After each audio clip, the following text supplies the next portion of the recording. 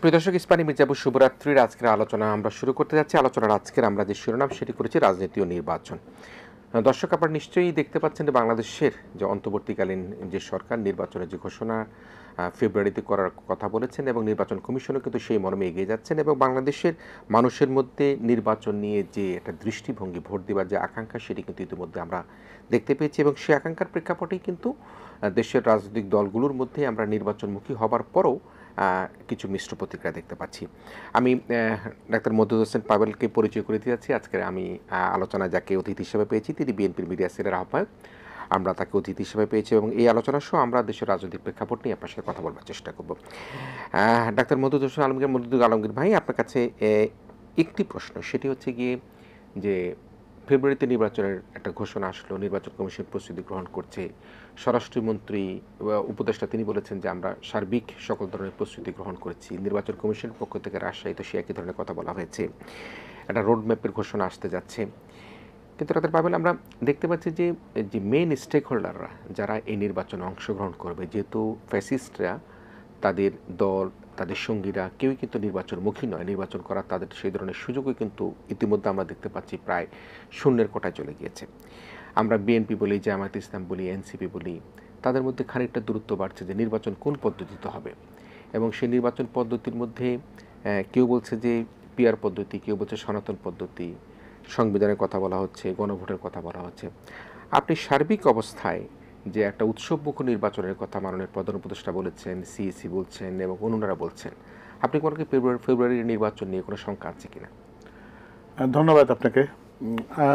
আপনি যে কথাগুলো বলেছেন এটি আমরা দেশের প্রত্যেকটা মানুষই জানে যে ফেব্রুয়ারিতে একটা জাতীয় নির্বাচন হতে যাচ্ছে এবং মাননীয় প্রধান উপদেষ্টা যেটা সময়ের কথা বলেছিলেন যে ডিসেম্বর থেকে জুনের মধ্যে যে কোনো সময় নির্বাচনটি হবে, তার ভেতর থেকে উনি ফেব্রুয়ারিকে বেছে নিয়েছেন এবং আমার দলের পক্ষ থেকে বাংলাদেশ জাতীয়তাবাদী দল সেটিকে স্বাগত জানিয়েছে যে ফেব্রুয়ারিতে জাতীয় নির্বাচনটি হতে যাচ্ছে। এবং ওই ঘোষণার পর কিন্তু কোনো দলের পক্ষ থেকে বিরোধিতা কিন্তু আসে নাই। তারা কিন্তু প্রত্যেকেই ফেব্রুয়ারির এই সময়সীমার সম্পর্কে তাদের আপত্তি ছিল না। জামায়াতে ইসলাম তো বলে দিয়েছে যে তারা এই সময়টাতে তাদের কোনো আপত্তি নেই, তাদের বক্তব্য এটা ছিল। এবং এনসিপির পক্ষ থেকে মাঝে মাঝে এটাও তো বলতে শুনি যে তারা ডিসেম্বরেও নির্বাচন চাইলেও হলেও তাদের খুব একটা বেশি আপত্তি নেই। প্রশ্নটি হচ্ছে যে নির্বাচন একটি প্রতিযোগিতার বিষয়, জায়গা।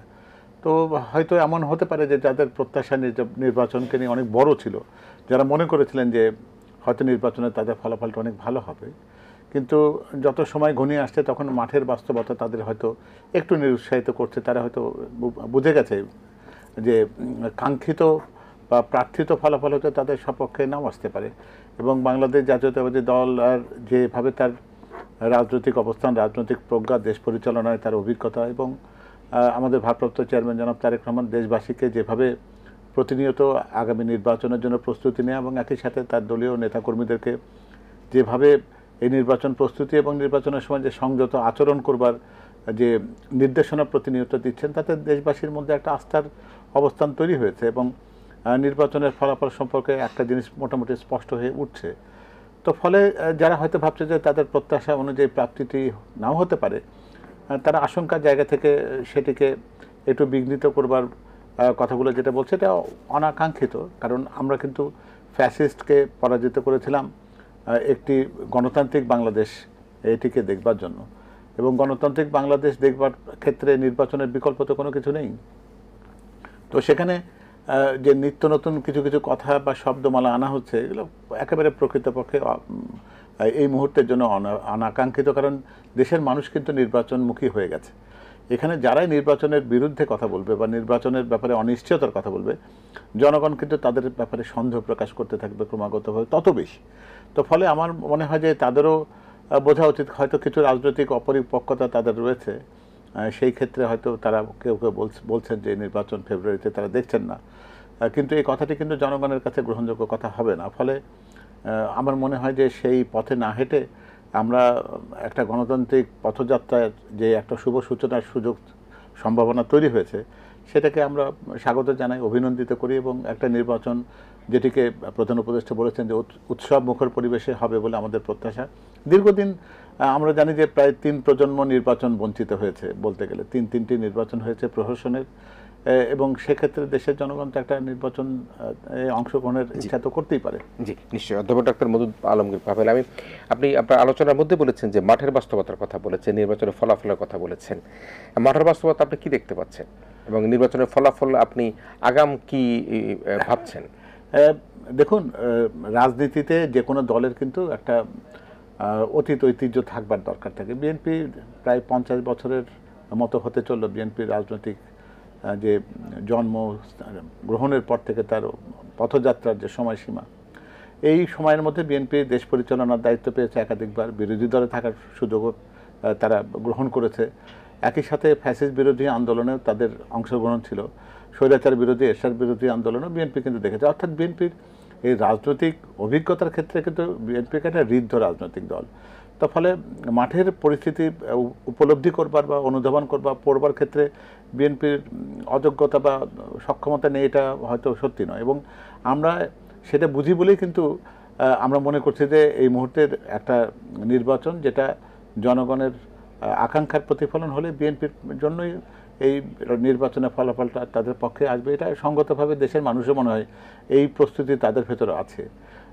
তবে অন্যরাও প্রতিদ্বন্দ্বিতা মুখর হোক, তারাও প্রতিদ্বন্দ্বিতাতে থাকুক, একটা সুষ্ঠু নির্বাচন হোক, এবং সেক্ষেত্রে সকলে মিলে একটা দল, যারা সরকারি দল বিরোধী দল মিলে আমরা একটা সুন্দর বাংলাদেশ করবার চেষ্টা করি, সেটাই ঠিক হবে। তা নাহলে আমাদের ভিতরে বিভাজন বিভক্তি এগুলোকে তো মূলত ফ্যাসিস্টকে আবার উৎসাহিত করবে, তার পুনর্জাগরণ হবে এরকম একটা সম্ভাবনা, বা তাদেরকে এরকম একটা ভবিষ্যৎকে ভাববার বা স্বপ্ন দেখবার সুযোগ তো করে দেবে, তাই না? তো সেটা আমাদের প্রত্যেকের বোঝা উচিত। নিশ্চয়ই।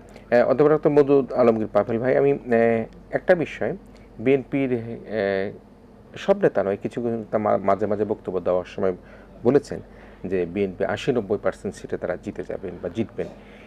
এই ধরনের যে বক্তব্যগুলো, এতে আবার যারা বিপক্ষের শক্তি আছেন রাজনীতিতে এই মুহূর্তে, তারা বলছেন যদি 90% জিতে যায় তাহলে নির্বাচন দরকার কি?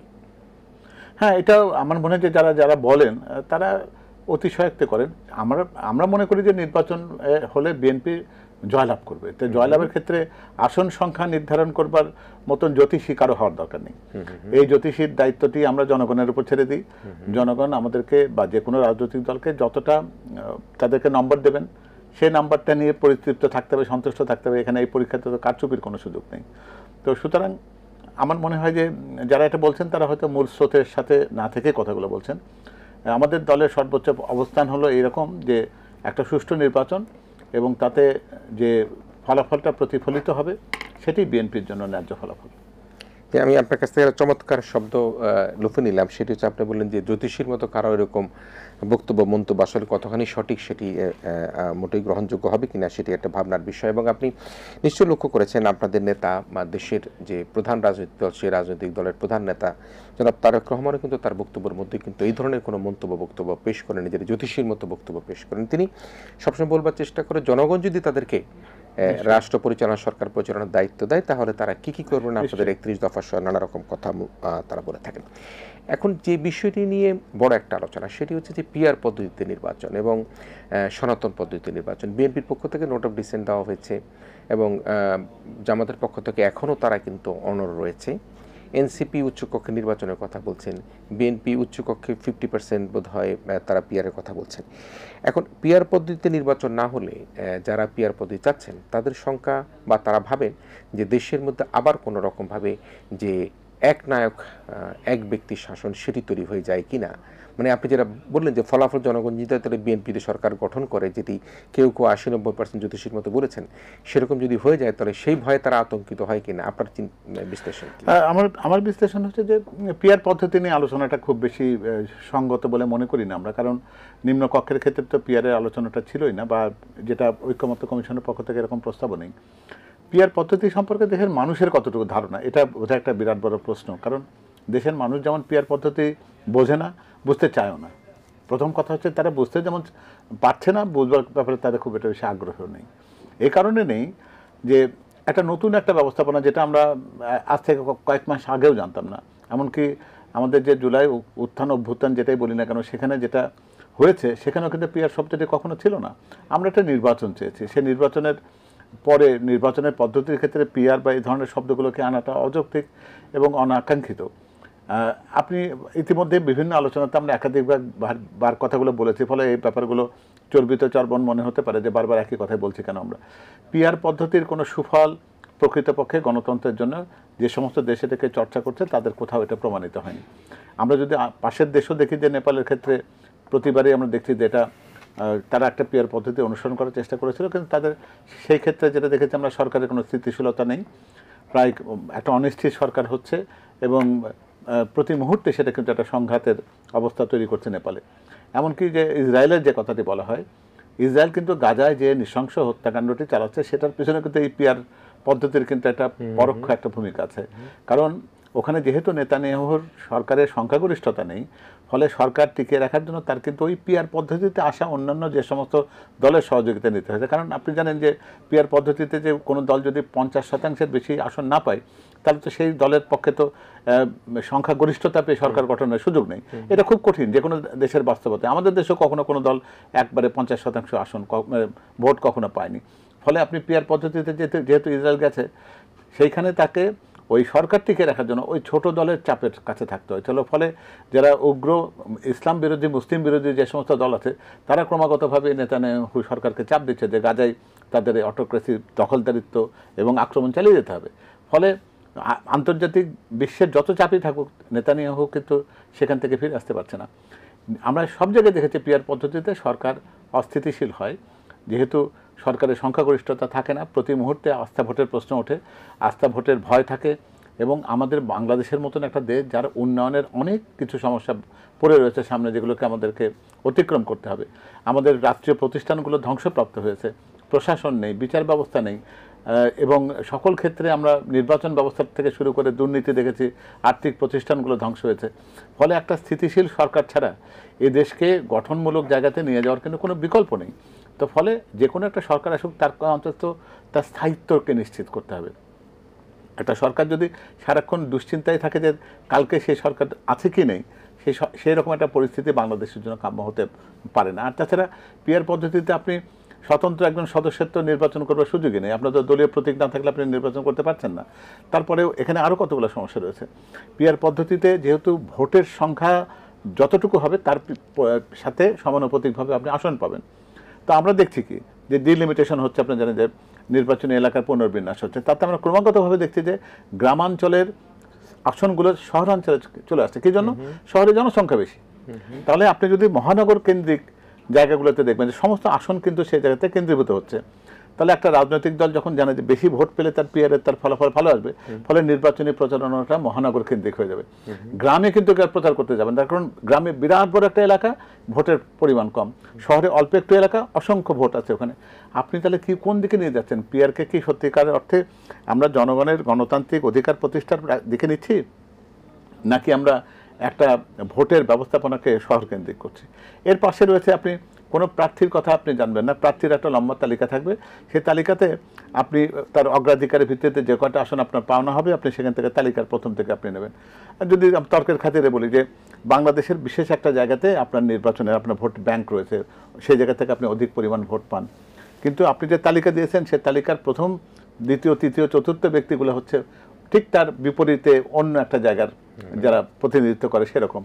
তাতে কি দাঁড়াবে? আপনি ভোট পেলেন এক জায়গার, আর আপনি প্রতিনিধি দিলেন আরেক জায়গায়। আর পুরো বাংলাদেশের 300টি আসনের কোনো সুনির্দিষ্ট এলাকা কারো থাকবে না।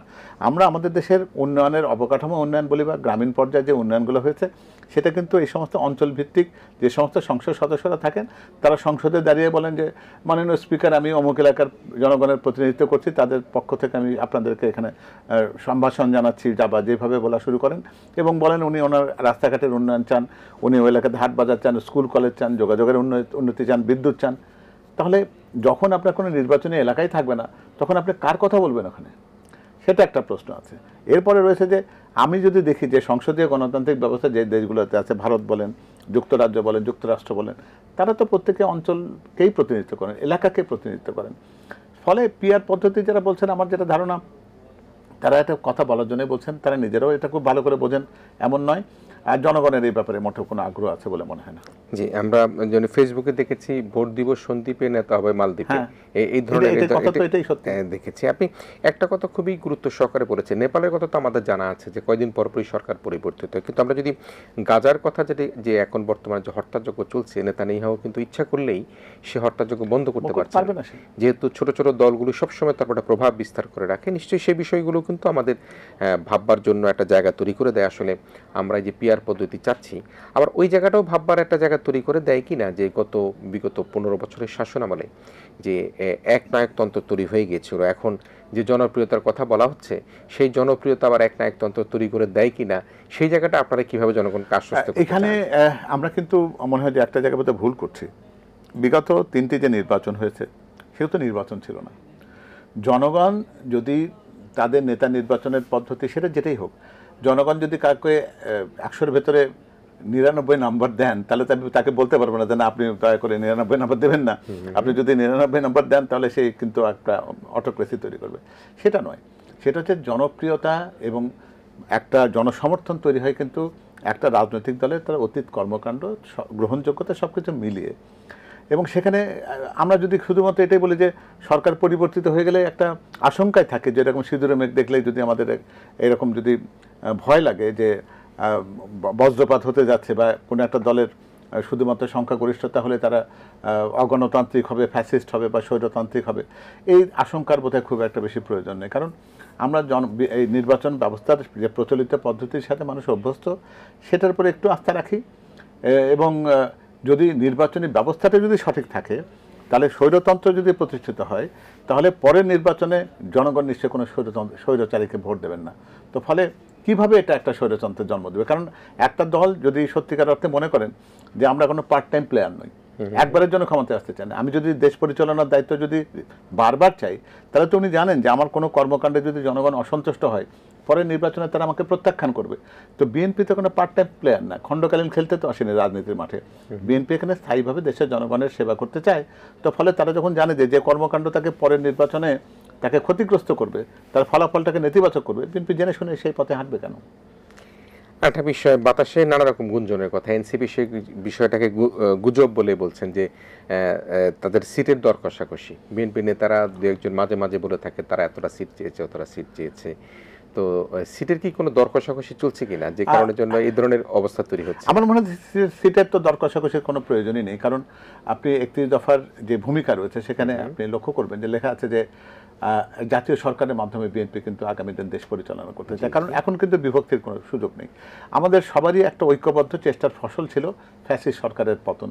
তাহলে এখন আমাদের মধ্যে অনৈক্য থাকবে কেন? দেশ পরিচালনাতে আমরা তো ঐক্যবদ্ধ হতেই পারি।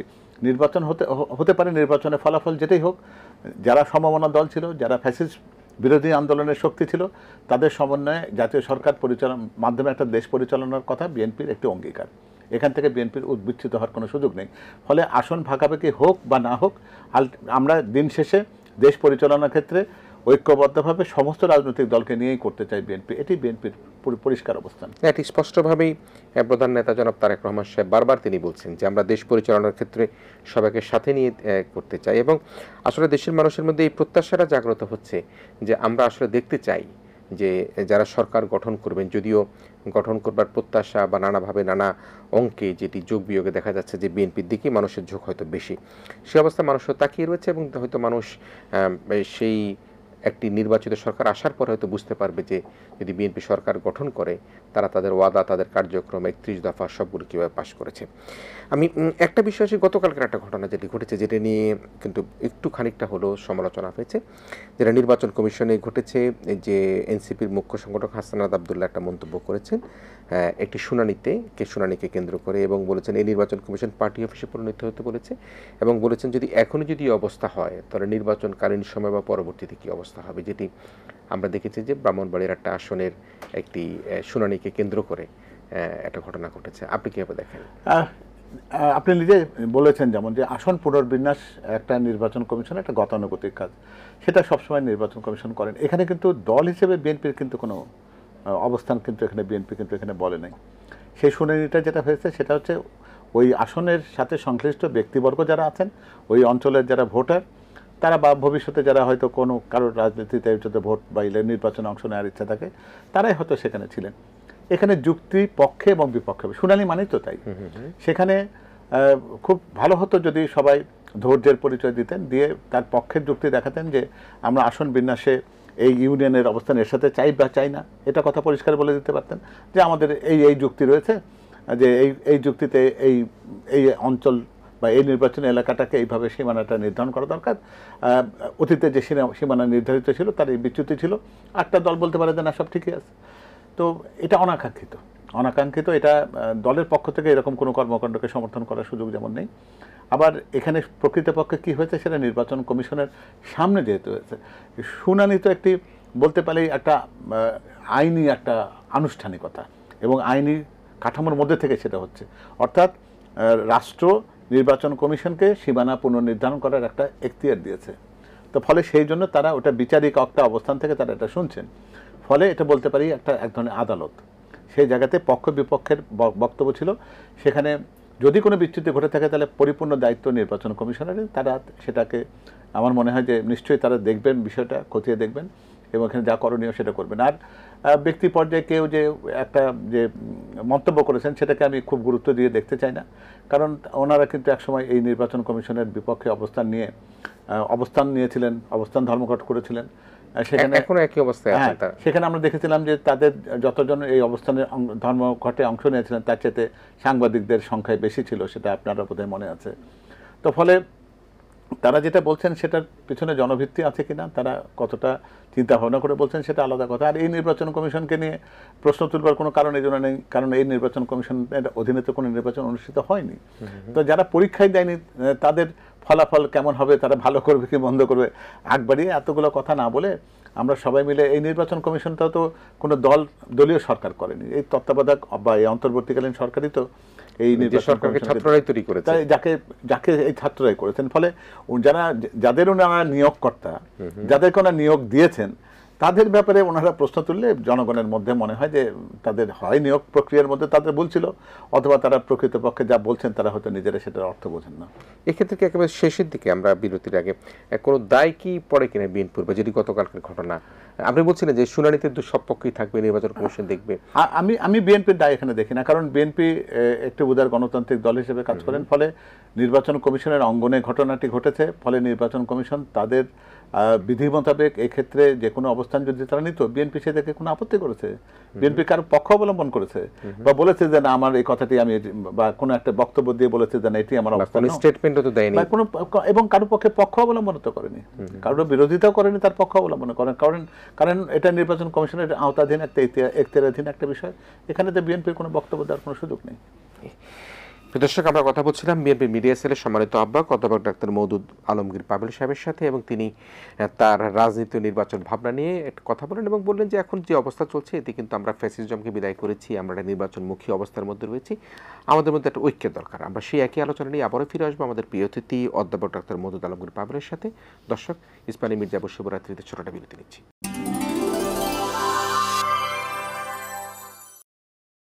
ইসমানী মির্জাপুর শিবরাত্রিতে আমরা আবারও ফিরে এসেছি। আমাদের সাথে অত্যন্ত একজন উপযুক্ত আলোচক, বিএনপির মিডিয়া সেলের সম্মানিত আহ্বায়ক অধ্যাপক ডাক্তার মওদুদ আলমগীর পাবেল রয়েছেন আমাদের সাথে। আমরা নানা বিষয় নিয়ে কথা বলছিলাম। আমি একটু সংখ্যার দিকে যেতে চাই। এখন যে অবস্থাটা বিরাজ করছে দেখেন, গত 15, 16, 17 বছর গুম, খুন, হত্যা, অর্থ পাচার থেকে আরম্ভ করে ধর্ষণ, লুণ্ঠন, এমন কিছু বাদ ছিল না, সাংবিধানিক প্রতিষ্ঠানগুলিকে ধ্বংস করে দেওয়া, দিনের ভোট রাতে করা, এবং একই সাথে আমরা দেখেছি যে শেখ হাসিনার যে ম্যাজিক, মানে অনিয়মের ম্যাজিক, আমরা যখন, আমার মনে আছে যে 14 নির্বাচনের পরে বন্ধুরা আমরা যখন গল্প করতাম তখন বলা হতো 18 তিনি নতুন একটা খেলা দেখাবেন, এবং 24 নির্বাচন আগে বললাম তাহলে আর কি খেলা দেখাবেন, দিনের ভোট তো রাতেই করে ফেললো, তো 24 দেখলে নতুন একটা খেলা দেখিয়ে দিল যে আমি আর ডামে নির্বাচন করে ফেললাম। এখন এই নির্বাচনগুলো তো অবৈধ নির্বাচন ছিল, আপনারা একসাথে লড়াই করেছেন, বিএনপি বলি, জামাত বলি, ইসলামিক দলগুলো বলি, এনসিপি নতুন শক্তি, ছাত্ররা এসছে, এই দূরত্বটা যদি বাড়তে থাকে এতে কি ফ্যাসিজমের যে উত্থান, ফিরে আসা, তারা যে বসে বসে হুঙ্কার দেয়, সেই ধরনের কোনো শঙ্কা আপনারা করেন কিনা? হ্যাঁ, আপনি খুবই একটা যৌক্তিক প্রশ্ন করেছেন। আমার মনে হয় যে আমরা যদি পুরো রাজনীতিকে যদি আজকে বা কালকের কোনো বিষয় না চিন্তা করে যদি আমরা একটা সুদূর প্রসারী জিনিসটা যদি ভাবতে চাই, আমাদের যদি সত্যি সত্যি মনে হয় যে আমরা এই ফ্যাসিবাদের পুনর্জাগরণ পুনরুত্থান আমরা চিরতরের জন্য এটি বন্ধ করে দিতে চাই বা নিশ্চিহ্ন করতে চাই, তাহলে কিন্তু এই শঙ্কাটাকে দূর করতে হবে। কারণ আমরা যদি কেউ স্বল্প মেয়াদী কোনো লাভের দিকে তাকিয়ে আমরা যদি সেই একটা বলতে পারি যে একটা ভীষণ রকম একটা ঐক্যবদ্ধ একটা জাতি তৈরি হয়েছে, যারা একটি জায়গাতে কিন্তু সবাই ঐক্যবদ্ধ যে আমরা ফ্যাসিজমের কোনো রকম পুনরুত্থান দেখতে চাই না, তাহলে এই শক্তিটাকে কাজে লাগে বা জনগণের এই ইচ্ছাটার সাথে না থাকাটাই হবে এই শহীদের রক্তের সাথে পরিপূর্ণ একটা বেইমানি। এবং শহীদের রক্তের সাথে যাদের সংশ্লিষ্টতা রয়েছেন, অর্থাৎ যে বিএনপি এই গত 17 বছর শুধু নয়, এই জুলাই অভ্যুত্থানের সময়ও তাদের 5 শতাধিক নেতাকর্মী তাদেরকে শাহাদত বরণ করতে হয়েছে। এই রকম একটা প্রেক্ষাপটে বিএনপি জানে যে শহীদের রক্তের উত্তরাধিকার বিএনপির সাথে রয়েছে, ফলে তারা কখনোই কোনো অবস্থাতে এই ফ্যাসিস্টের উত্থান বা পুনরাবির্ভাব চাইবে না। তো একই রকম ইচ্ছা একই রকম সংকল্প তো অন্যদেরও থাকা উচিত। তো অন্তত অন্য কোনো জায়গাতে যত রাজনৈতিক বিরোধিতা থাকুক, যত আদর্শিক অমিল থাকুক, কিন্তু আমাদের তো একটা জায়গাতে অন্তত মিল রাখতে হবে। এই ঐক্যের জায়গাতে কোনো ফাটল ধরতে দেওয়া যাবে না যে আমরা ফ্যাসিস্টকে এই দেশে আর কখনো জায়গা দেব না। তো এটা আমার মনে হয় যে রাজনীতি যারা করেন, রাজনীতির শীর্ষে যারা আছেন, তারা শুধুমাত্র একটা শর্টকাট রাস্তাতে ক্ষমতায় যাওয়ার কথা না ভেবে যদি এই আস্থার কাছে বা এই বিশ্বাসের সাথে যদি তারা যদি ঐক্যবদ্ধ থাকতে চান, বিশ্বস্ত থাকতে চান, তাহলে অন্তত এই জায়গাতে আমাদের সত্যিকার অর্থে প্রমাণ দিতে হবে যে আমরা এই একটা জায়গাতে অন্তত ঐক্যবদ্ধ আছি যে আমরা ফ্যাসিজমকে এই দেশে আরো পুনঃপ্রতিষ্ঠিত হতে দেব না। মানে সে কারণে ছোটখাটো যেগুলো আছে সেগুলোকে সবাই যার যার জায়গা থেকে ছাড় দিয়ে একটা ছাড় দিয়ে সবাই সবার অবস্থান থেকে, যে আমি একটা জিনিস ধরে গো ধরে বসে থাকলাম বা জামাত গো ধরে বসে থাকলো, বিএনপি থাকলো, সেটা না করে একটা সমাধানের পথ খুঁজে। কারণ আমরা তো সবাই দেখেছি যে গত 17টি বছর ফ্যাসিজম আমাদেরকে কি দিয়েছে, একটা দুঃস্বপ্নের স্মৃতি ছাড়া তো কিছু দেয়নি। আমাদের পরিবার পরিজনকে হারাতে হয়েছে, গুম খুনকে দেখতে হয়েছে নিত্যসঙ্গী হিসেবে। আমাদের কথা বলার স্বাধীনতা ছিল না, আমরা ফিস ফিস করে কথা বলতাম। ফেসবুকে কোনো একটা জায়গাতে কেউ একটা কমেন্ট লিখলে একটা লাইক দেওয়ার সময় তার ভীতি ছিল যে কী না কি ঘটে যায়, এবং সেগুলো আমরা ঘটতে দেখেছি। তাহলে এই একটা বিভীষিকার যে অভিজ্ঞতা আমাদের একেবারে দগদগে ঘায়ের মতন এখনো পর্যন্ত আমাদেরকে প্রতিনিয়ত আমাদের মানে ঘুমের ব্যাঘাত ঘটাচ্ছে, আমাদেরকে দুঃস্বপ্নের একটা অভিজ্ঞতা দিচ্ছে, সেই জায়গায় আমরা জেনে শুনে এই পথে পা বাড়ানোর তো কোনো মানে নেই। এবং সেক্ষেত্রে দেখেন, এটা তো আমরা বেশ কদিন থেকে দেখতে পাচ্ছি যে একটি ইন্টারন্যাশনাল গণমাধ্যম নিউজও করেছে যে ভারতের কলকাতা এবং নয়াদিল্লির কথা বলা হয়েছে যে সেখানে আওয়ামী লীগের অফিস টফিস করে সেখানে কার্যক্রম পরিচালনা করা হচ্ছে। এবং মাঝে মাঝে সাবেক পতিত প্রধানমন্ত্রী তিনি কিন্তু তার ফুসফাস নানা রকম ভিডিও ভয়েস টয়েস অডিও ভয়েস টয়েস দেবার চেষ্টা করেন। বাংলাদেশের পক্ষ থেকে সেটা কিন্তু আপত্তি জানানো হয়েছিল নয়াদিল্লিকে, কিন্তু সেটার কোনো রকম কোনো, তারা বলছে যে তাদের এই বিষয়ে জানা নেই। তো সে অবস্থায় আসলে এই যে বাংলাদেশের বিরুদ্ধে বসে, যেমন আপনারা নিশ্চয়ই আরও বেশি আমাদের থেকে জানবেন, সেটি হচ্ছে যে দালাই লামাকে ভারতে আশ্রয় দেওয়া হয়েছে, কিন্তু সেটিও কিন্তু একটা নির্দিষ্ট সীমিত পরিধির মধ্যে, যে সে কিন্তু ওখানে বসে তার যে রাজনৈতিক তৎপরতা সেটি কিন্তু তিনি করতে পারবেন না। এবং এই আশ্রয় দেবার কিন্তু ঘটনা আছে, কিন্তু সেখানে বসে কিন্তু সে অন্য দেশের বা তার নিজ দেশের কোনো ষড়যন্ত্র করতে পারবে না। কিন্তু এখন এই যে ঘটনাগুলো ঘটছে সেটাকে আপনি কীভাবে দেখেন? আমার মনে হয় যে এটা একটা প্রতিবেশী হিসাবে ভারত আমাদের বৃহত্তর একজন প্রতিবেশী বলতে পারি, তার কাছ থেকে এই আচরণটা তো নিশ্চয়ই আমাদের প্রত্যাশিত না। ভারত সবসময় বলে যে অবৈধ কোনো নাগরিককে বা অবৈধ অভিবাসীকে তারা তাদের দেশে জায়গা করে দেবেন না। তারা তো বলতে গেলে যে পতিত প্রধানমন্ত্রী যিনি ছিলেন, দেশ থেকে যিনি পালিয়ে গেছেন, তো অবৈধ তালিকায় তো তার নামটি প্রথমে থাকার কথা, তাহলে ওনার উচিত হবে তাই তাদেরকে আমাদের দেশে ফেরত দেওয়া। কারণ আমাদের তো বন্দি প্রত্যার্পণ চুক্তি তো আমাদের আছে। তিনি যদি তার দেশে অপরাধ করে থাকেন, অবৈধভাবে অনুপ্রবেশ এবং অবৈধভাবে বসবাসের, সেক্ষেত্রে তো এটি তাদের যদি নৈতিকতার জায়গা থেকে তো এটা তারা করলে তো কোনো অস্বাভাবিক কোনো বিষয় হয় না। আর এটা তো আমরা দেখছি যে উনি তো বেতার বার্তা, ভিডিও বার্তা বিভিন্ন রকম দিচ্ছেন, এবং বেশ কিছু যারা পতিত সরকারের বিগত সময়ে যারা মন্ত্রী ছিলেন তারা বিভিন্ন সাক্ষাৎকার, বিভিন্ন বক্তব্য বিভিন্ন জায়গা থেকে তারা দিচ্ছেন, ফলে তারা সক্রিয় রয়েছেন। তাদের এখন তো অফুরন্ত সময়, তো ফলে যে অভিজ্ঞতাটা তারা অর্জন করেছেন স্বৈরাচারের দোসর হিসাবে, সেই অভিজ্ঞতা চর্চা করার ধারাবাহিকতা তারা এটা করছেন।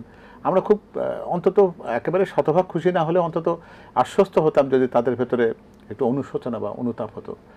তারা কি দেখেননি যে আশুলিয়াতে মৃত অর্ধমৃত আন্দোলনকারীদেরকে একটা ভ্যানের উপরে শুইয়ে রেখে তাদেরকে কেরোসিন দিয়ে আগুন জ্বালিয়ে পুড়িয়ে দেওয়া হয়েছে? এই বিভৎসতাকে তিনি দেখেননি? তিনি দেখেননি কি যে একটি শিশু তার বাবার কোলেও নিরাপদ ছিল না, তার গুলিবিদ্ধ হয়ে তাকে হত্যার সম্মুখীন হতে হয়েছে? মুগ্ধ আন্দোলনকারীদেরকে পানি যোগান করতে গিয়ে তাকে জীবন দিতে হয়েছে। ওয়াসিমের অপরাধ কী ছিল? বা আবু সাইদ বুক চিতিয়ে যখন বলেছেন আমি প্রতিবাদ করি, তার হত্যাকাণ্ডটি হওয়ার পরেও ওই দলের ভেতরকে আমি একটি মানুষকে খুঁজে পাবো না যে যার ভেতরে একটা অনুশোচনা, যাদের ভেতরে একটা অনুতাপ হবে, বলবেন যে না আমাদের এই কাজটি করা ঠিক হয়নি।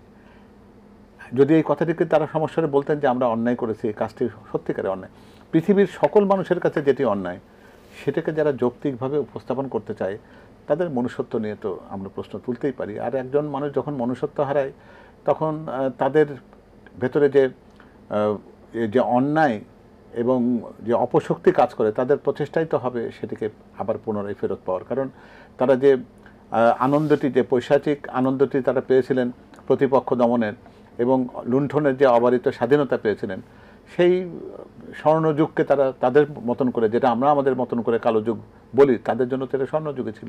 তারা হয়তো সেটা আবার ফিরে পাওয়ার স্বপ্ন দেখেন। সেই স্বপ্ন থেকেই হয়তো তারা এই সমস্ত বিষ বাক্যগুলো আমাদের দিকে নিক্ষেপ করেন, আমরা যেটাতে আতঙ্কিত হই বা আমরা সেটাকে দেখি। অর্থাৎ মনুষ্যত্বের জাগরণটি আমরা এখনো পর্যন্ত তাদের মধ্যে দেখলাম না। তো মানুষের কাছে এটা কষ্টের বিষয়, এটা মানুষ তো এটা, বা আমাদের দেশের জনগণ এটাকে তো গ্রহণ করে না, এটা যেমন সত্যি কথা। আবার একই সাথে সাথে লজ্জাও পায় যে আমরা আমাদের বাংলাদেশের সেই নাগরিক যারা, তাদের ভেতরে মনুষ্যত্বের জাগরণটি নেই, এটি আমাদের জন্য তো খুব একটা বেশি আনন্দদায়ক অভিজ্ঞতা হয় না। আমি একটা বিষয় বারবার শেয়ার করি, দেখেন প্রতিনিয়তই কিন্তু আমাদের বিভিন্ন বর্ডার দিয়ে পুশিং করা হচ্ছে এবং এদের অনেকেরই অভিযোগ যাদের বাপ দাদা 14 গোষ্ঠী 50, 60, 70 বছর আগে সেখানে ছিল বাংলায় কথা বলে। তো এত লোক যারা ভারতে পালিয়ে আছে এরা তো কেউ ইংরেজিতে কথা বলছে না, তো তাদেরকে কেন পুশিং করতে পারছে না? আমার কথা তো সেটাই। আমরা তো শুনেছি যে কোনো রকম বর্ডার দিয়ে তারা ও দেশে পালিয়ে গেছেন এবং অনেক সময় বলে ওটা যে আমাদের তো একটা যাওয়ার জায়গা আছে, তোমাদের যদি কখনো পরিবর্তন ঘটে তা তোমরা কোথায় যাবে? আমাদের যাওয়ার দরকার নেই, কারণ বাংলাদেশ জাতীয়তাবাদী দলের নেত্রী, তিনি আপনারা জানেন যে দেশনেত্রী বেগম খালেদা জিয়া, তিনি মৃত্যুকে আলিঙ্গন করতে রাজি আছেন, কিন্তু দেশ ত্যাগে তিনি কখনো রাজি ছিলেন না। তো সুতরাং এই পুশিনের ক্ষেত্রে তো অগ্রাধিকার তাদেরই পাওয়ার কথা ছিল আর কি, যারা আমাদের দেশের বিচারাধীন অনেকগুলো মামলার আসামি তারা। তো সেক্ষেত্রে ভারতেরও তো উচিত ছিল যে তাদেরকে অন্তত বিচারের সম্মুখীন করার জন্য তো আমাদের দেশে দেওয়া, যারা তাতে যারা ন্যায় বিচার পান, তারা যদি কোনো অপরাধের সাথে যদি জড়িত না থাকেন তাহলে তো তাদের ভয় পাওয়ার তো কোনো কারণ নেই। তারা এসে সেই বিচারকে তো তারা মুখোমুখি হতেই পারেন, সেটাতে তো কোনো দোষ কিছু নেই। এবং ভারতেরও উচিত এই ক্ষেত্রে আমাদের সহযোগিতা করা।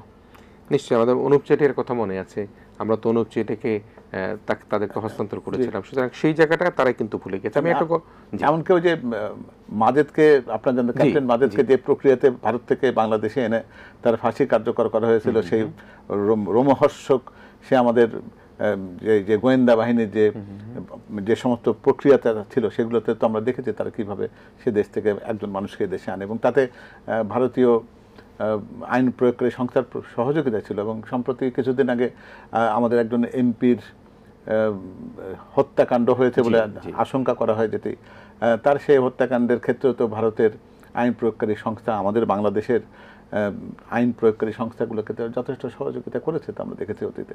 তো সেই পরিবেশ আবার ফেরত আসলে অসুবিধা কোথায়? যে প্রবলেম, আপনার কি মনে পড়ে কি না, একজন সাবেক মন্ত্রী, তিনি দুবার মন্ত্রী হয়েছিলেন, প্রথমে গণপূর্ত মন্ত্রী ছিলেন, পরে মৎস্য মন্ত্রী হয়েছেন, টকশোতে আসছেন, তিনি বলেছেন তিনি পালিয়ে যাওয়ার পর 3 ঘন্টা পানিতে নাক ডুবিয়েছিলেন। আপনি কি সেই ভিডিওটা দেখেছিলেন? হ্যাঁ, ওনার মুক্তিযোদ্ধা সংক্রান্ত বোধহয় একটা বিষয় আছে আর কি, যে শিশু মুক্তিযোদ্ধা। কিন্তু তিনি বলছেন যে বাংলাদেশ থেকে তিনি যখন পালিয়ে যান তখন কিভাবে পালিয়ে যান, এবং বলছেন যে তিনি 3 ঘন্টা 4 ঘন্টা কোথায় জানি পানিতে নাক ডুবিয়েছিলেন। তো ফেসবুকে নেটিজেনরা যেটা বলে যে নাক যদি ডুবিয়ে থাকেন তিনি সেখান থেকে আবার ইংল্যান্ড চলে গেছেন, পাসপোর্টটা কোথায় ছিল? ওনাদের ক্ষেত্রে তো এইরকম প্রশ্ন অনেকের জন্য, পানিতে যদি ডুবে থাকে তাহলে পাসপোর্ট, শুধু ওই পাসপোর্টের কথাই বা কেন বলছেন? আপনি যদি তার সেই বানানো যে বর্ণনা যেটা দিয়েছেন যে কিভাবে তিনি তার এমপি হোস্টেলে কিভাবে নিজেকে তিনি আত্মগোপন করেছিলেন, কিভাবে তার ভয়ঙ্কর মুহূর্তগুলো কেটেছে, তারপরে আবার তার সাথে পরিচিত লোকের সাক্ষাৎ হয়েছে, তারা তাকে পালিয়ে যাওয়ার ক্ষেত্রে কিরকমভাবে সহযোগিতা করেছেন। আমার কাছে প্রশ্ন হলো একটাই, যে তারা তো নিজেদেরকে সবসময় মনে করতেন যে তেনারা সঠিক রয়েছেন, পালিয়ে যেতে হবে কেন, পালাবার প্রশ্ন উঠছে কেন, পানিতেই বা ডুবতে হবে কেন? অবশ্য মৎস্যমন্ত্রী হিসেবে তিনি পানির সাথে তার সখ্যতা একটা থাকতেই পারে, সে কারণে তিনি মাছের জীবন আলেখ্য দেখবার জন্য বা মাছের জীবন চক্র দেখার জন্য তিনি খুব গভীর অভিনিবেশ সহকারে সে কাজটি করেছেন কিনা, সে প্রশ্ন করার সুযোগ সাংবাদিকরা আপনারা নিয়েছেন কিনা সেটা বলতে পারবো না। না হলে পানির মধ্যে উনি ডুবে থাকবেন কেন শুধু অহেতুক? না, আমাদের মধ্যে একটা কিউরিওসিটি জেগেছে। আপনি যেটা বলেন মাছের সাথে সখ্যতা বা তার ওটা জীবনচক্র দেখতে চাচ্ছে কিনা, সেটি আজকে নিশ্চয়ই আরেকটা নতুন জিনিস যোগ হলো। কিন্তু আমরা ভাবলাম যে তিনি সেখান থেকে পরে আবার অন্য দেশে গেলেন, তো পাসপোর্টটা আসলে তখন তার কোথায় ছিল পানিতে যদি তিনি এভাবে ডুবে থাকেন? এনিওয়ে, আমরা সেই ইতিহাস, সেই বিষয়গুলোতে নিশ্চয়ই আরো পর্যালোচনার মধ্যে আসবে। আমরা আপনার কাছে আবার একটা ছোট্ট সময় চেয়ে নিচ্ছি আমরা শেষ বিরতির জন্য। প্রিয় দর্শক, আমরা বিএনপির মিডিয়া সেলের সম্মানিত আহ্বায়ক অধ্যাপক ডাক্তার মওদুদ আলমগীর পাবলিক সাহেবের সাথে কথা বলছিলাম। পাবলিক আমাদেরকে অনেক কথা শুনিয়েছেন, আর অনেক কথা জানাবেন। আমরা রাজনীতি নির্বাচন নিয়ে কথা বলছিলাম, বিগত ফ্যাসিজমের নানা রকম দুর্নীতি দুঃশাসনের কথা আমরা শুনেছি। আমরা ভবিষ্যৎ বাংলাদেশকে কীভাবে দেখতে চাই সেটি আমরা শুনবো। সে আশার বাণীর অপেক্ষা থেকে আমরা ইস্পানি মির্জাপুর শুভরাত্রিতে আবারও একটা শেষ বিরতি নিচ্ছি।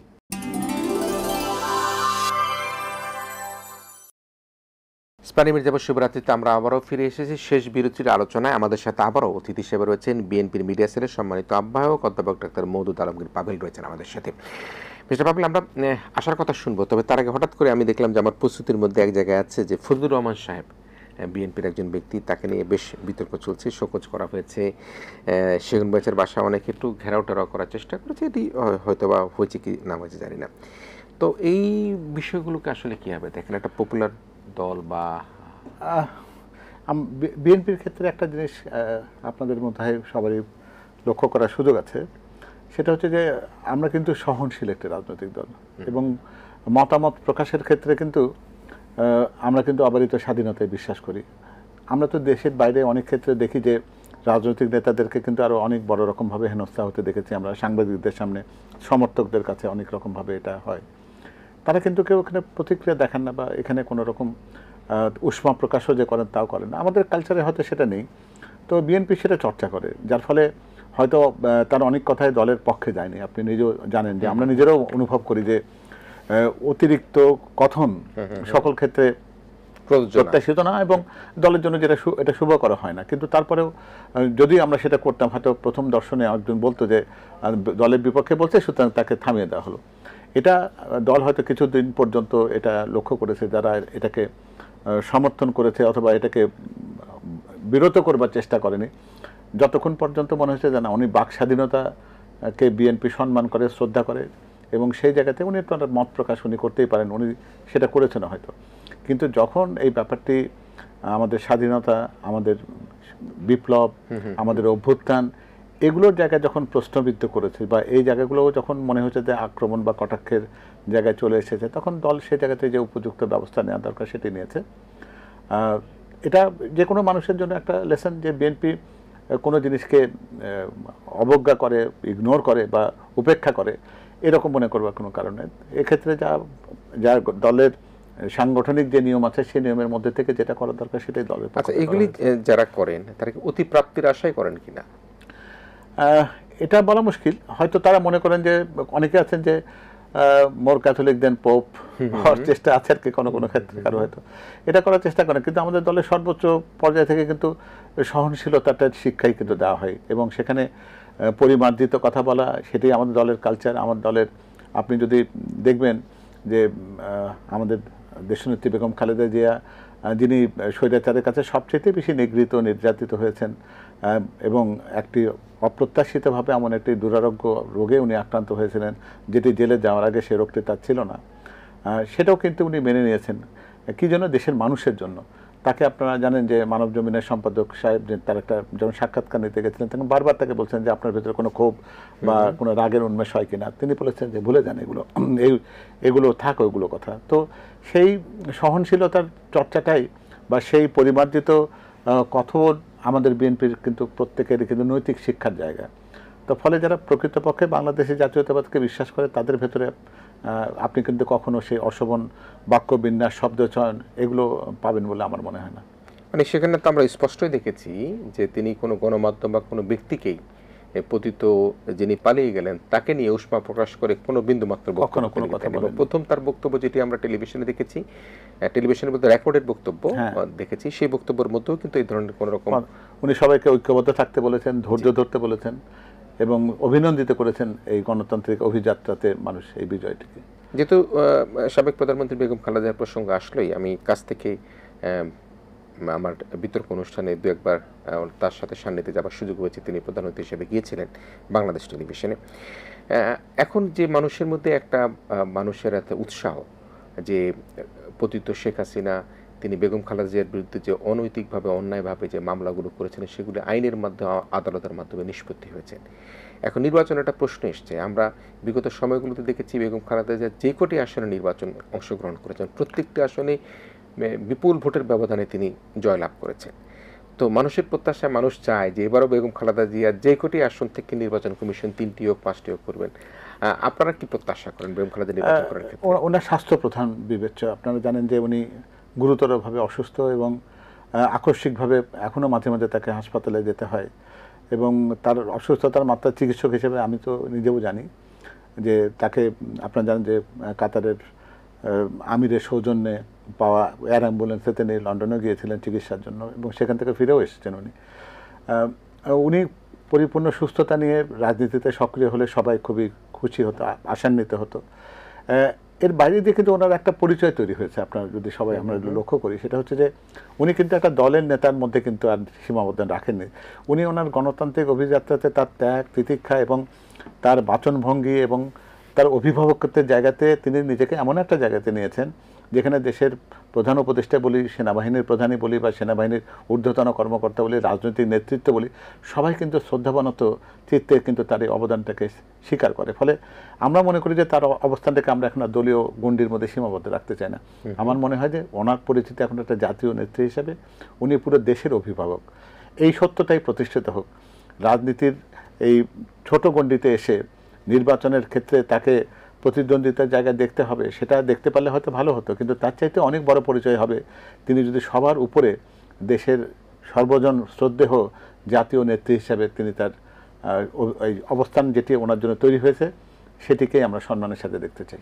না, সেটা তো আমরা বারবারই দেখতে পাচ্ছি যে এই আওয়ামী সরকার পালিয়ে যাবার পরে তিনি যে মানুষ যে কিভাবে তাকে শ্রদ্ধা করে, আমি জানি না যদি মানুষ একবার তার বাড়ির কাছে যাবার সুযোগ পেত কত লক্ষ জনতা সেখানে গিয়ে বাড়ির কাছে গিয়ে তাকে দোয়া করে আসতো। যেহেতু নানা রকম রাষ্ট্রীয় প্রোটোকলের ব্যাপার আছে, নিরাপত্তার ব্যাপার আছে, তো আমরা নিশ্চয়ই তার সুস্থতা কামনা করি। আমি জানি না তিনি নির্বাচনে ফিরে আসবেন, কিন্তু তো মানুষের আশাবাদ যে তিনি যদি আবার রাজনীতিতে আসতেন তাহলে আবার হয়তো বা তার সুস্থতায় যেহেতু অগ্রাধিকার, আমরা প্রধান বিবেচনায় আমাদের রাখতে হবে। আমরা একেবারে শেষ মুহূর্তের আলোচনা আসি যে পাকিস্তানের পররাষ্ট্রমন্ত্রী তিনি বাংলাদেশের সফরে নিয়ে বিএনপির প্রতিক্রিয়া কি, বিএনপি কিভাবে দেখছে বিষয়টা? আমার মনে হয় যে পৃথিবীর যে কোনো একটা দেশের উপপ্রধানমন্ত্রী কিংবা পররাষ্ট্রমন্ত্রী বাংলাদেশ সফরে আসলে যেরকম অনুভূতি বিএনপির, এই ক্ষেত্রে তার অনুভূতির কোনো ব্যতিক্রম কিছু নেই। আমরা কিন্তু ওইটি এখনও মনে করি না যে সবার সাথে বন্ধুত্ব, কারোর সাথে শত্রুতা নয়। এই রাজনৈতিক অবস্থানটা কিন্তু পৃথিবীর জন্য কিন্তু এখন আর যে আমরা কূটনৈতিক যে রাজনীতির কথা বলি সেটার সাথে কিন্তু যায় না। প্রত্যেকটা জায়গায় রাজনীতি বা কূটনীতি সেটা কিন্তু অর্থনৈতিক কূটনীতিতে পরিণত হয়েছে। ফলে যে কোনো দেশের সাথে আমাদের যে আদান প্রদান হবে, বন্ধুত্বের যে জায়গাটি হবে, সেটি পারস্পরিক সম্মানের জায়গাতে যেমন রয়েছে, আবার ঠিক অর্থনৈতিক জায়গায় আমাদের প্রকৃতপক্ষে জনগণের কল্যাণের জন্য জনগণ এই বন্ধুত্বের থেকে কিভাবে তাদের জন্য লাভজনক হতে পারে সেই রকম প্রক্রিয়াটা যে কূটনৈতিক সম্পর্ক প্রতিষ্ঠিত করতে সহায়তা করে, বিএনপি ঠিক ওই রকম কূটনৈতিক সম্পর্ককেই সম্মান করতে চাই। সেটা ভারত হোক, পাকিস্তান হোক, চীন হোক, আমেরিকা হোক, আমাদের কোনো দেশের সাথে কিন্তু এইরকম সিদ্ধান্ত গ্রহণের কোনো ভিন্নতা নেই। সেই ক্ষেত্রে প্রথম বিবেচনা হচ্ছে আমাদের দেশ, আমাদের সম্মানের জায়গাটি, মর্যাদার জায়গাটি সুপ্রতিষ্ঠিত থাকবে। অর্থনৈতিকভাবে আমাদের জন্য যেটি লাভজনক, যেটি আমাদের কাছে মনে হবে যে আমাদের জন্য সম্মানজনক, সেটি আমরা করতে পারছি কিনা এবং যে দেশটি আমাদের সাথে সেই সম্পর্কটি সেইভাবে রাখতে চাই, সেটাই হচ্ছে বিএনপির কূটনৈতিক ভাবনার সবচেয়ে আদর্শিক জায়গা। জি, আমরা তো জাতীয় আন্তর্জাতিক নানা বিষয় নিয়ে কথা বললাম। এখন একেবারে শেষ মুহূর্তের আলোচনায় যদি আমরা একটা আসি, সেটি হচ্ছে আসলে যে নির্বাচনমুখিতার কথা বারবার বলছিলাম যে দেশের মানুষ একটা উদ্বিগ্ন হয়ে বসে আছে। আজকে যারা ৩৫-৪০ বছর বয়স তারা কিন্তু অনেকেই ভোট দিতে পারেনি এবং অনেকে ভোট যারা দিবার কথা বা আমার বা আপনার মতো আমরা ভোট কেন্দ্রে হয়তো কেউ যায়নি বা আমার ভোট অন্য কেউ দিয়ে দিয়েছে। ইভিএম নামক এমন একটা পদ্ধতি চালু করেছিল, সেখানে ভোট দিতে এক মার্কায়, চাপ পড়তে হতো আরেক মার্কা। সব কিছু নিয়ে কিন্তু নানা রকমভাবে এই ভোট জালিয়াতি থেকে আরম্ভ করে বাংলাদেশকে কলঙ্কের যত রকমভাবে কালো দাগ, সব কালো দাগে কিন্তু কলঙ্কিত করা হয়েছিল। কিন্তু সেই কলঙ্ক থেকে মুক্ত হওয়ার জন্য একটা নির্বাচন দরকার। নির্বাচন হওয়ার জন্য সকল রাজনৈতিক স্টেক হোল্ডাররা যারা রয়েছেন না, বিএনপির মতো বড় দল, জামাত, তাদের সকলের কিন্তু একটা একতালে এক লয়ে তাদেরকে এগিয়ে যাওয়া দরকার। আপনি শেষ মুহূর্তে এসে বড় রাজনৈতিক দল, আপনার দল সহ অন্য দলগুলির জন্য আপনার কোনো আহ্বান আছে কিনা যে না আসুন আমরা সবাই মিলে কী করতে চাই? হ্যাঁ, আহ্বানটি আমাদের ভারপ্রাপ্ত চেয়ারম্যান মহোদয় প্রতি জায়গাতে যেটা বলেন, উনি বলেন যে উনি একটা কথা প্রায় বলেন যে আগামী নির্বাচনটি হতে যাচ্ছে আমাদের দেশের জন্য সবচেয়ে কঠিনতম নির্বাচন। সেটা কিন্তু এরকম না যে নির্বাচনের প্রতিদ্বন্দ্বিতার জায়গাটা কতটুকু কঠিন হবে বা আমরা পারস্পরিক সম্পর্কের জায়গা কঠিন হবে কতটুকু, সেটার চাইতে অনেক বড় হচ্ছে যে দেশের স্বাধীনতা সার্বভৌমত্বের জায়গাতে এই নির্বাচনের একটা অপরিসীম গুরুত্ব রয়েছে। অর্থাৎ এই নির্বাচনের মধ্য দিয়ে কিন্তু আমাদেরকে প্রমাণ করতে হবে যে বাংলাদেশের স্বাধীনতা এবং সার্বভৌমত্বের প্রতি আমাদের কতটুকু কমিটমেন্ট আছে। নির্বাচনী একটা দল হিসাবে, নির্বাচনমুখী একটা দল হিসেবে বিএনপি কেন, প্রত্যেকটা রাজনৈতিক দলের প্রথম অগ্রাধিকার থাকা দরকার যে আমরা যাই করি না কেন এক্ষেত্রে যেন আমাদের স্বাধীনতা এবং সার্বভৌমত্বের প্রশ্নটি যেন সবার উপরে থাকে। আমি প্রত্যেকটা রাজনৈতিক দল, বিএনপির পক্ষ থেকে বলবো না, আমাদের ভারপ্রাপ্ত চেয়ারম্যান মহোদয়ের আহ্বানটাকে আমি হয়তো শুধুমাত্র এখানে তার প্রতিধ্বনি করতে পারি যে আমাদের প্রত্যেকেরই উচিত হবে গণতান্ত্রিক অভিযাত্রায় আমাদের ভেতরে, নিজেদের ভেতরে একটা ভ্রাতৃত্ববোধ রেখে, প্রতিদ্বন্দ্বিতার মনোভাব রেখে, প্রতিযোগিতার মনোভাব রেখে, কিন্তু দিন শেষে ফলাফলটিকে মেনে নিয়ে সবাই মিলে ঐক্যবদ্ধভাবে দেশ পরিচালনা করার জায়গাতে আমাদের মধ্যে যেন কোনো ঐক্যের কোনো রকম ঘাটতি যেন না হয়, সেটি যেন আমরা প্রমাণ করতে পারি। যে দিন শেষে আমরা যেন এটাই প্রমাণ করি যে স্বৈরাচার বিরোধী, ফ্যাসিস্ট বিরোধী আন্দোলনে আমাদের যে ঐক্যটি ছিল, দেশ পরিচালনার ক্ষেত্রে আমাদের সেই ঐক্যটি অব্যাহত থাকবে। সেক্ষেত্রে যে নির্বাচনের কথা বলছেন সেখানে লেভেল প্লেইং ফিল্ড নিয়ে যে একটা প্রশ্ন তৈরি হচ্ছে, সেই জায়গাটাকে আপনি কীভাবে দেখেন? লেভেল প্লেইং ফিল্ড, একটি দল খুব শক্তিশালী, এই শব্দটি মানে সার্বজনীন শব্দ বলা যাবে না। হ্যাঁ, যদি আপনার কাছে মনে হয় যে আপনার দলের স্পিন বোলারের সংখ্যা বেশি, তো ফলে আপনি মাঠ যত বেশি এবড়ো থেবড়ো হবে, কৃষি জমির মতো যত মাঠ হবে, তখন আপনার মনে হবে যে ওটা আপনার জন্য লেভেল প্লেইং ফিল্ড। আর আপনার যদি মনে হয় যে আপনার দলে ফাস্ট বোলারের সংখ্যা বেশি, আপনি একটা গ্রিন, একটা বাউন্সি উইকেট চাইবেন, অথবা আপনার যদি ব্যাটিংয়ের শক্তি বেশি থাকে তাহলে আপনি বলবেন যে ব্যাটিং প্যারাডাইস, এমন একটা উইকেট তৈরি হোক। অর্থাৎ কার জন্য কোনটা লেভেল প্লেইং ফিল্ড সেটা কথা নয়। লেভেল প্লেইং ফিল্ড হচ্ছে সেই ফিল্ড যে ফিল্ডে জনগণ তার স্বাধীনভাবে তার নির্বাচনের ক্ষেত্রে তার নিজস্ব মতামতকে প্রাধান্য দিয়ে তার পছন্দের প্রার্থীকে নির্দ্বিধায়, নির্বিঘ্নে, নির্ভয়ে ভোট দিতে পারে, সেটি হচ্ছে লেভেল প্লেইং ফিল্ড। তো সেই অবস্থায় এখন যে নির্বাচন আসতে যাচ্ছে, যে বিএনপির যে যেমন জামায়াতে ইসলাম ইতিমধ্যে তাদের প্রায় ৩০০ আসনের কিন্তু নমিনেশনের জায়গাটা তারা প্রায় ঠিক করেছে, একটি দুটি আসন ছাড়া। তারা আবার বলছে তারা কোথাও কোথাও ছাড় দেবে, ইসলামিক দলগুলোর সাথে জোট করবার কথা তারা বলছেন। বিএনপি কি পারবে যে প্রত্যেকটি আসনে 4 জন 5 জন 7 জন করে নেতৃত্ব দিবার জায়গাটা তৈরি হয়েছে, সেই জায়গায় কি বিএনপি পারবে যে তারা নমিনেশন দিল, দিবার পরে পরবর্তীতে বিদ্রোহী প্রার্থী দাঁড়িয়ে গেল, সে দাঁড়িয়ে যাওয়ার পরে দেখা গেল যে নিজের 2 প্রার্থীর মধ্যেই এক ধরনের মানে নির্বাচনী দ্বন্দ্বে আরেকজন জয়ী হয়ে গেল, সেই ধরনের শঙ্কা করেন কিনা? এরকম গণতান্ত্রিক দলে এই প্রতিদ্বন্দ্বিতা থাকতেই পারে। আমাদের দলে আমরা নিজেও জানি যে প্রতিটি আসনে একাধিক প্রার্থী তিনি তার মনোনয়ন চাইবেন। তো এরকম পৃথিবীতে খুব ভালো দেশ যেগুলো যারা ফুটবল প্লেয়িং বা ক্রিকেট প্লেয়িং থাকে, তাদের কিন্তু প্রথম একাদশ নির্বাচন করতে কিন্তু তাদের অনেক প্রবলেম হয়। তারা কিন্তু অনেক প্রতিদ্বন্দ্বিতা প্লেয়ার, সে মেসি নেইমারের মতন প্লেয়ারকে তারা কিন্তু অনেক সময় সাইড লাইনে বসিয়ে রাখতে হয়। আমাদের ক্ষেত্রে সেই চ্যালেঞ্জটি আসবে, কিন্তু সেই যে প্লেয়ার তিনি যত ভালো খেলোয়াড়ই হোক না কেন, সাইড লাইনে বসে থেকে উনি কিন্তু আস্ফালন করেন না যে আমাকে কেন মাঠে নামানো হলো না। বিএনপির ক্ষেত্রে এই ডিসিপ্লিন, এই শৃঙ্খলা দলের মধ্যে নিশ্চয়ই থাকবে যে দল যাকে উপযুক্ত মনে করবে ওই আসনটির জন্য তিনি হলেন দলের প্রার্থী। ব্যক্তিগতভাবে তিনি প্রার্থী নন, তিনি দলের প্রার্থী। ফলে দলের প্রতি যাদের আনুগত্য আছে, বিশ্বস্ততা রয়েছে, দলের শৃঙ্খলার প্রতি যাদের আস্থা রয়েছে, তারা সেই প্রার্থীকে নিজের প্রার্থী হিসেবে সমর্থন করবেন। সেভাবে হয়। ইতিপূর্বে বিএনপির জন্য তো সেরকম চ্যালেঞ্জ এর আগে এসেছে, সেই চ্যালেঞ্জ তো বিএনপি সফলতার সাথে সেটাকে তো উত্তরণ করতে পেরেছে। আগামী সময় নিশ্চয়ই ইনশাল্লাহ পারবে। তো আপনি নেইমারের কথা বলেন, অনেক নেইমাররা মাঠে নেমে নিজেরাই কিন্তু বলছে আমাদেরকে দলের পক্ষ থেকে কাজ করার কথা বলা হয়েছে, কাজ করছে, কিন্তু নেইমাররা ছিলেন না এতদিন মাঠে, এখন হঠাৎ করে বিভিন্ন জায়গায় আসছে। না, এটা থাকতে পারে, উনি হয়তো মাঠে ওয়ার্ম আপ করছেন। আমি বলবো না যে প্রকৃত এখন তো খেলার টুর্নামেন্ট তো শুরুই হয়নি, তো ফলে এখন যারা মাঠে নেমে গেছেন তাদেরকে বলতে পারেন যে তারা ওয়ার্ম আপ করছেন বা প্র্যাকটিস ম্যাচে খেলছেন, এটা হতে পারে। আসলে খেলার দিনক্ষণ তো পছন্দ হয়নি। প্রকৃত যে খেলোয়াড়রা কারা মাঠে খেলবেন সেটি এখনো তারা সেটা যখন ফিক্সচার যখন নির্ধারিত হবে, যখন সেই নির্বাচন কমিশন যখন তফসিল ঘোষণা করে দিয়ে নির্বাচনের দিন তারিখ বলে দেবেন, তখন মাঠে যাদেরকে দেখবেন তারাই দলের প্লেয়ার। সুতরাং সেই প্লেয়ার দেখবার অপেক্ষায় আমরা আছি, আমরা খুবই আশাবাদী। আপনি শেষ মুহূর্তে জনাব তারেক রহমান তো প্রায় দিনই নানা রকম বিশ্লেষণ করেন, বক্তব্য দেন, নানা শ্রেণী পেশার মানুষের সাথে কথা বলেন, তার পক্ষ থেকে আপনার শেষ কোনো বিশ্লেষণ আছে কিনা? যেহেতু আপনি মিডিয়া সেলের প্রধান কাজ হচ্ছে কি বিএনপির গুড ব্র্যান্ডিং করা, আপনি কি ব্র্যান্ডিং করতে চান? আমি যে ব্র্যান্ডিংটা করতে চাই, জনাব তারেক রহমান তারুণ্যকে অগ্রাধিকার দিতে চান। যারা তিনটি ভোটে নির্বাচনে ভোট প্রদানের অধিকার বঞ্চিত হয়েছেন, তারাই হলো তার বিবেচনার অগ্রাধিকার। তাদেরকে তিনি একটি চমৎকার একটি নির্বাচনে তাদেরকে অংশগ্রহণের আমন্ত্রণ জানাবেন, যাতে তারা তাদের যোগ্য প্রার্থীকে তারা যেন বেছে নিতে পারেন। আবার দলের ক্ষেত্রেও হয়তো নির্বাচনে যারা তার দলের প্লেয়ার হবেন, যাদেরকে নির্বাচনের মাঠে নামাবেন, সেখানে কিন্তু তিনি তারুণ্য এবং নবীন প্রবীণের সংমিশ্রণে অভিজ্ঞতার বিনিময়ের একটা ক্ষেত্র তৈরি করে দিয়ে এমন একটা প্যানেল বলতে পারেন বা এমন একটা টিমকে জনগণের সামনে উপস্থাপন করবেন। জনগণ সেটাকে তাদের নিজেদের পছন্দের দল হিসেবে আবিষ্কার করবে। তবে শেষের কথা হলো এই যে তার আরও আহ্বান রয়েছে সেই নারীদের প্রতি যারা অসম্মানিত হয়েছেন দীর্ঘদিন, যারা নিজেদের অবস্থান বঞ্চিত হয়েছেন, তাদেরকেও সম্মানিত করা, তাদের জন্য সমান অধিকারের জায়গাটি যেটা আছে তাদেরকে প্রতিষ্ঠিত করা। আমাদের দেশে যারা ক্ষুদ্র নৃগোষ্ঠী বলি যারা তাদের অবস্থান হয়তো ভাষাগতভাবে বা সাংস্কৃতিকভাবে ভিন্নতা হলেও তিনি বাংলাদেশের সকলকে বাংলাদেশি এই ব্র্যান্ডিং করতে চান। তার এর বাইরে যে কোনো কথা নেই। অর্থাৎ তার কথা হলো, শেষ কথা এটি, আমাদের ঠিকানা যেখানেই হোক, পাহাড়ে, সমতলে, উপকূলে কিংবা দ্বীপাঞ্চলে, আমরা এই ভূখণ্ডের মধ্যে আমাদের যাদের বসবাস তারা আমরা সবাই বাংলাদেশি। এই ব্র্যান্ডিংটাই তার আগামী নির্বাচনের প্রধানতম ব্র্যান্ডিং। দর্শক, আমরা শুনছিলাম আমাদের আজকের প্রিয় অতিথি বিএনপি মিডিয়া সেলের সম্মানিত আহ্বায়ক অধ্যাপক ডাক্তার মওদুদ আলমগীর পাভেলের কাছ থেকে, এবং তিনি বিএনপির সম্মানিত যে প্রধান নেতা জনাব তারেক রহমানের যে বক্তব্য তিনি তুলে ধরবার চেষ্টা করলেন। তিনি বললেন যে বাংলাদেশের যে জায়গায় যে ধরনের শ্রেণী পেশার মানুষ থাকুক না কেন, এটা নির্গোষ্ঠী হোক এবং সমতলে অসমতলে যেখানে থাকুক না, সকল মানুষকে মিলে কিন্তু যে বাংলাদেশি যে ব্র্যান্ডিংটা, সেই ব্র্যান্ডিংটা করবার একটা প্রত্যয় বিএনপির পক্ষ থেকে করা হচ্ছে।